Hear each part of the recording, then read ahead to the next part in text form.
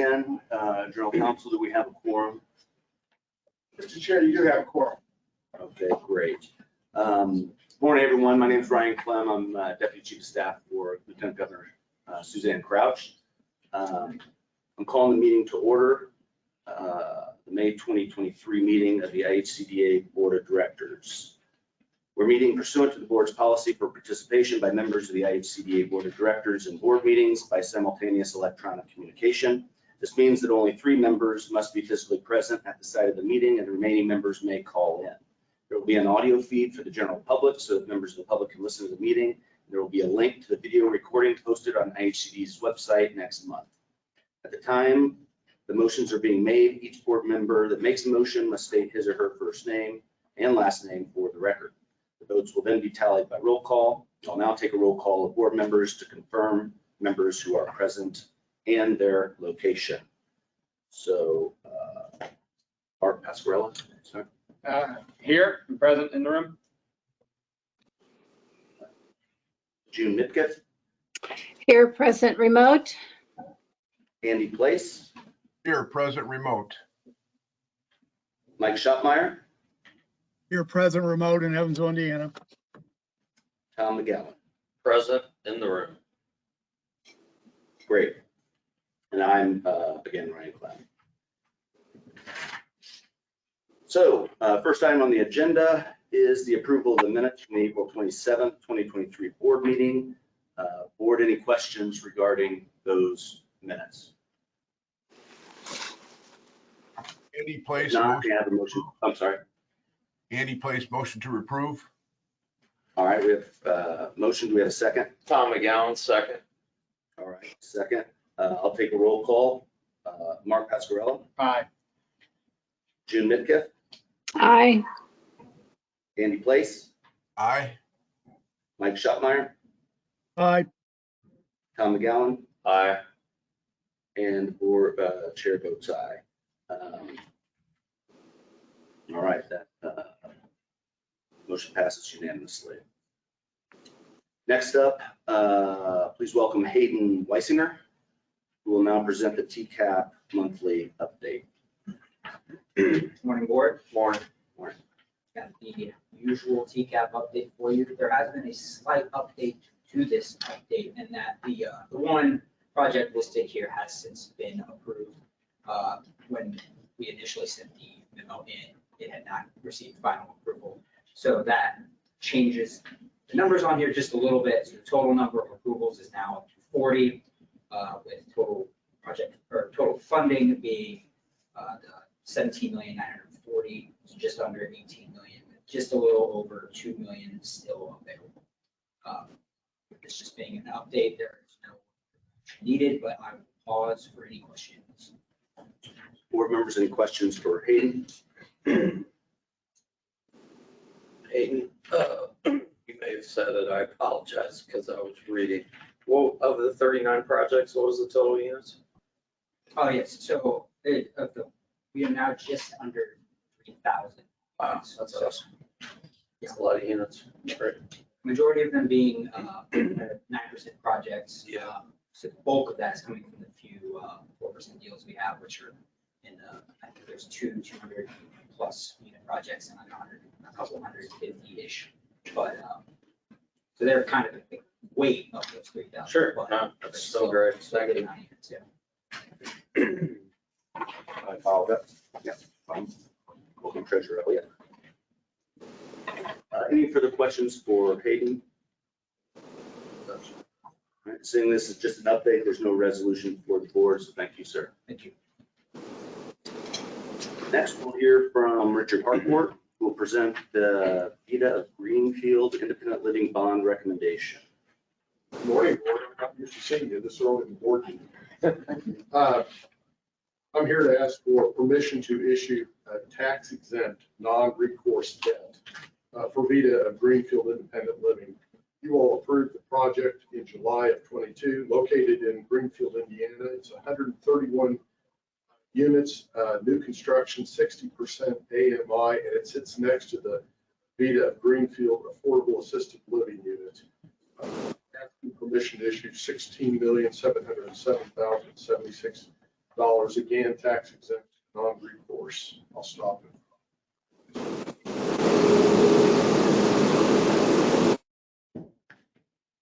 Bond market's crazy out there the last couple of days. Crazy would be a polite word. Yeah, just, Wow. yeah, we had a couple of HFAs issued Monday or Tuesday, and it was, Wow. Crazy. Any Crazy, other crazy. questions? If not, may I have a motion to approve? Move to approve, Mark Pascarella. Do I have a second? Daniel, I will second. All right, we have an approval in a second. I'll take a roll call vote. Mark Pascarella. Aye. Treasurer Elliott. Aye. June Midkiff. Aye. Andy Place. Aye. Shopmeyer. aye, Tom McGowan. Aye. And the chair votes aye. Hearing no one opposed, the motion passed unanimously. Thank you, Richard. thank you, Lynn. Now we'll welcome Mr. Mike Pullen, Director of Industry and Government Affairs, who will provide an update on Indiana Housing Community Development Authority related new legislation. Welcome, Michael. Thank you, Mr. Chairman, board members. One of my responsibilities as the Director of Legislative Affairs is to monitor the ongoing events at the General Assembly. And I just want to give you a quick report that highlights some of the bills that impact IHCDA directly, as well as housing in general for the state. You should have a handout that has all this information. First of all, House Bill 1001, the state budget. In that, we have the Low Barrier Homeless Shelter Grant Program. It's a $20 million funding piece. And this appropriation is for the support the establishment of a low barrier homeless shelters in Indiana. And although the exact definition of low barrier varies greatly, it basically essentially means that the requirements for entry are limited or minimal, and they have a focus on harm reduction. They basically encourage the homeless individuals to seek resources by eliminating those obstacles to a shelter. The $20 million is available for IHCDA to award statewide. Next piece, we have homeless prevention grants, also on House Bill 1001. That's a $5 million piece. And this appropriation is used to support programs that seek to prevent homelessness against vulnerable populations. And that includes kids transitioning out of foster care and expectant mothers. It's largely going to be up to the agency to design the program, and those details will be worked out administratively, and I'm sure you'll be hearing more about that. Also in the overall budget is the Housing First program, which I'm sure you're all familiar with. Provides rental assistance and supportive services to individuals and families with serious and persistent mental illness or other factors. And that'll be a steady $1 million item in 2024 and 2025. Then lastly, in 1001 is the Indiana Individual Development Accounts, or IDAs. That helps low-income Hoosiers build assets, attain self-sufficiency, teach them financial skills, and improves quality of life. It's also a steady amount. It's $609,945 for both 2024 and 2025. Moving along, House Bill 1461, called Long-Term Services, adds a new section to the Indiana Code and gives IHCDA the authority to assess the feasibility of development of new assisted living communities for both low-income and middle-income individuals, and will determine possible funding mechanisms for financing new assisted living communities. Our charge then by November 1st of 2023 will be to submit a summary to the Executive Director of the Legislative Services Agency. Senate Bill 419, State Tax Matters. An eligible applicant who wishes to obtain the state tax credit provided by this chapter for a qualified project has to submit an application to IHCDA after June 30th of 2023, but before January 1st of 2028. And the majority of the language in this bill just refers to rules and regulations regarding that submission and the timeline for IHCDA to effectively deal with said submission. House Bill 1454, DLG, the Department of Local Government Finance. This legislation pertains to the inspection of rental units and lays out updated rules and procedures for those inspections. IHCDA is one of the agencies that now inspects those properties, and that's why we were named in that piece. House Bill 1591, entitled Various Education Matters. And in this section, the Indiana Department of Education has to submit an annual report by June 1st on homeless youth educational outcomes to IHCDA. Within the bill, the only real change in the program is while it was originally a pilot program, it's no longer a pilot, it's now a full-time program. And IHCDA can continue to do our job to strengthen communities and help young adults. House Bill 1005, entitled A Residential Housing Infrastructure Assistance Program and Revolving Fund. That was created so political subdivisions can apply for loans for infrastructure projects related to the development of residential housing. We're not directly impacted, but I mentioned it again because it's a housing-related initiative.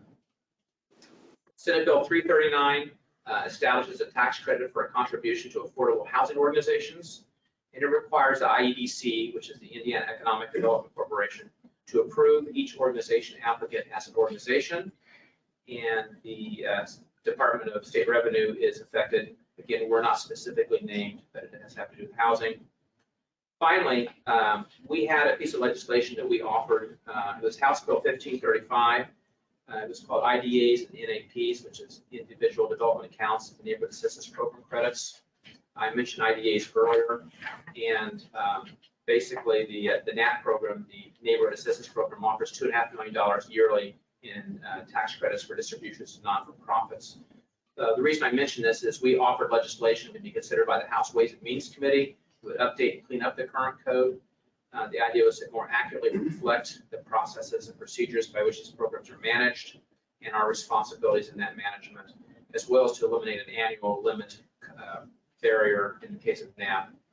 The General Assembly did not have the opportunity to act on this proposal this time, so we'll be approaching legislators next year, bless you, in anticipation of the upcoming session to see if we can have a conversation about revising that language. And that is the quick report. There's a little more detail probably online in what I gave you, but I'd be glad to answer the questions you might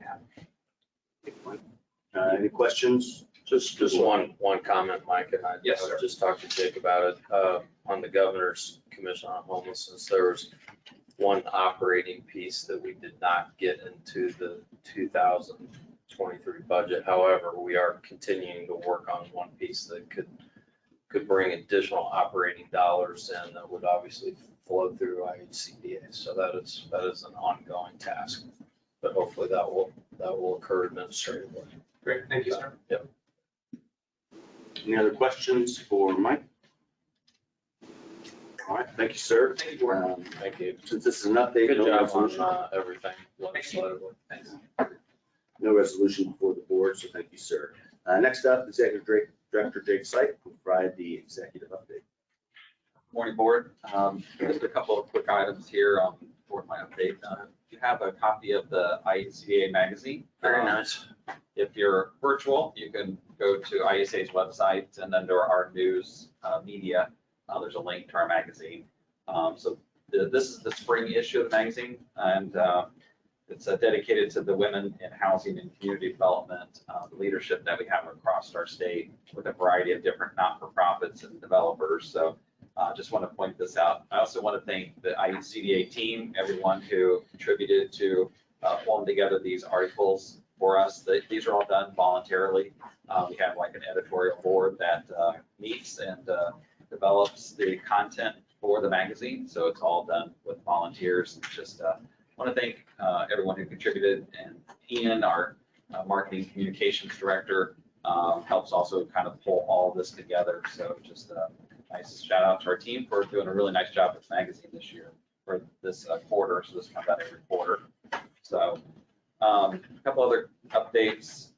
My Community, My Vision is an initiative that we launched a few years ago, which is dedicated to youth leadership. This year we partnered with the Indiana Philanthropy Alliance and the Indiana Mayor's Youth Councils to bring high school students together to put forth a vision for their community so that they would come back after graduation or after they go and get their certification or trade, that we want them to return back to their hometown and continue their career. So this was the intent for My Community, My Vision. And so this year we had 7 teams participate in My Community, My Vision. That each one of them also took on a placemaking initiative where they would raise funds, and IHCA would match it through our Creating Places program to implement their vision. So it's not only just a planning process, but this was actually part of an implementation of an actual project, having to put together a budget, meeting with the town council or the city council, meeting with public, meeting with your community leaders to talk about the vision that they had that they wanted to do. So we had 7 teams this year. Every team hit their goal, and it really is amazing to see the work that they've done. So we had a team from Mishawaka's Youth Council in partnership with the mayor of Mishawaka. Their vision was a pocket park in the right downtown with their new town hall that they have. They raised just over $50,000. Their goal was 50. So IHCDA is going to match that with $50,000. So they're going to have $100,000, and they have the architectural design and the plans already laid out for this new pocket park. Warren County Youth Council was in partnership with their county foundation. This group here just blew it out of the water. They wanted to start a student-led coffee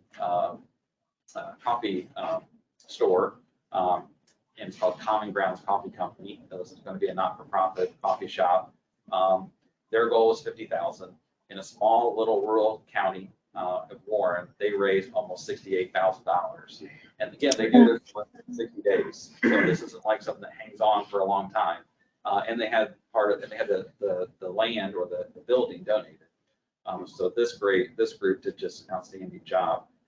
Frankton High School Youth Council, they are installing a inclusive playground equipment. They were inspired by a youth that was in the elementary school that did not have access to some of the playground equipment. So they wanted to raise $25,000. They ended up raising almost $38,000. So again, IHCA is going to match that with $25,000 to add inclusive playground equipment in Frankton. Batesville's Mayor Youth Council, they're going to improve their Liberty Park, specifically with basketball court, and do some enhancements with that. Their goal was $25,000. They raised $28,000. Greensburg's Mayor's Youth Council, again, looking at the park and improving some of the basketball courts that are there. Their goal was $15,000. They ended up raising $22,000.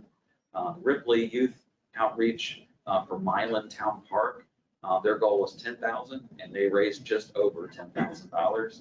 And then Monticello's Mayor Youth Council, their vision was to, in Monticello, was to create an area for, they have a lot of tourists that come to Monticello, and so they wanted to activate some space near their movie theater that was really being underutilized. Their goal was $10,000, and they raised just almost $13,000.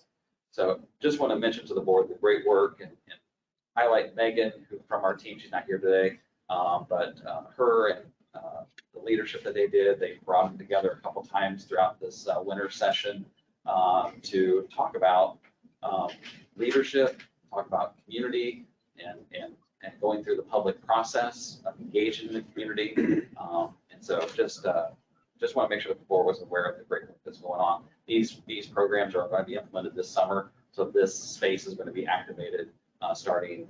They'll start with construction work this summer, so it happens really, really quickly. So the other item I want to mention, we had another final this week or this month, the Indiana Permanent Supportive Housing Institute, which is an institute that we do every year to develop permanent supportive housing. Very thoughtful approach, that way that we do this. I had 5 teams go through the institute, and the 5 teams did graduate, so they'll be eligible now to request capital funding through IHCDA's application process. They get preference by going through the institute for our capital funding. We have a team from Bedford, we have a team from South Bend, Indianapolis, Plymouth, and Warsaw that will be working on their plans to submit applications to us to develop permanent supportive housing in their communities. So the other thing I want to mention real quick is something that we do just as we prepare. There's a lot of conversation taking place about a potential federal government shutdown and the potential impact that it could have on our agency in terms of being able to make payments to our partners. So we have taken inventory of all of our federal programs. And we have classified them into 3 categories. We have some programs that have an automatic transfer of funds. Specifically, these are for our rental assistance programs, like our housing choice vouchers and our tenant-based rental assistance. So all of this, what I'm about to tell you in terms of the impact, is based on previous experience that we've had and just anticipating on what potentially could happen. Every federal government shutdown has its own unique pieces to it, so it's hard for us to predict. However, based on previous experiences, this is what we experienced. These funds have an automatic transfer, so they're not impacted by a federal government shutdown. Not to say that it couldn't impact them, but right now we're not anticipating any impacts from that. These 2 programs, which are the programs that have an automatic transfer. We also have some funds, programs that have already been front loaded, so the funding is already at IHCDA. We don't expect any disruption for those programs as well.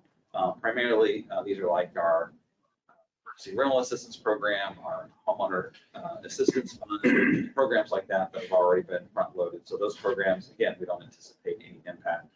We do have programs that are based on a reimbursement process where the organization will send in a draw to us on a regular cycle. Those come in daily that provide supporting documentation. These are random draws and they have just random schedules. We don't anticipate any impact of these programs for a short period of time if the government were to shut down. The longer the government would remain shut down, the potential for that could be that there could be some adverse impact to that draw schedule. So currently, right now, we're on about a 3 to 4 day process claim for us to process a claim when it comes in. And so we currently do not have a backlog of claims that are setting, waiting to get approved or get paid. So we are current on our current claims that we have, and we'll continue to maintain that payment schedule that we currently have. So it's, again, that's a good thing, because if there was to be an adverse effect on potential government shutdown, we know that the claims that we already have, they're already being paid, they're already in the process, so we don't have a backlog. So, so that's just kind of where we are. We are planning to have a communication plan in place to our partners if the government were to shut down, so that we can ensure our partners are aware of what would happen in that situation, so that we can continue. Our plan is to continue to operate as normal, continue to accept claims, continue to process those, and to have those funds, have access to those funds. So, again, all of this kind of emerges as it continues to go on, so we'll learn more. But we do have a plan in place. We do have a communication plan that we're planning to release if we were to get into that situation. So I just want to make the board aware of that as well. So, Quick question on that. I assume the single family will be impacted by a downgrade if the rating agency is downgraded. It's the days that they're paying. That's so. I would assume that would happen. So just, I just stated, so in case anyone hears in the news, if the Moody's or Fitch downgrades the United States government, then we could see impact on the bonds, but it would be the impact of the federal government being downgraded, not the credit deterioration because of something that IHCDA did. sure. So, Yeah, Mark, as you saw the Fitch with U.S. government on a negative outlook. Yeah. So. Yeah. But speaking of that, not to steal Rich's thunder, we are, I think, anticipating coming back to the June board meeting for potential single-family issuance on bonds. So perfect timing on that. So perfect segue, right? so, yeah, so obviously, Rich's, we have to call We'll it. have a resolution in June with an anticipated pricing in August. Speaking of June, the next board meeting is June 22nd. That will be in East Chicago at Harbor Square. It's one of our tax credit developments that we have. It'll be right in the Harbor Square area, if you're familiar with that. So June 26th,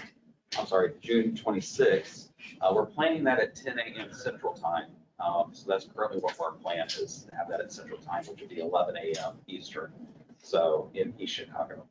So that'd be the 4th, I'm sorry, yes, June 22nd, 10 a.m. Central. June 22nd or June 26th? June 22nd, should be the 4th Thursday. Yeah.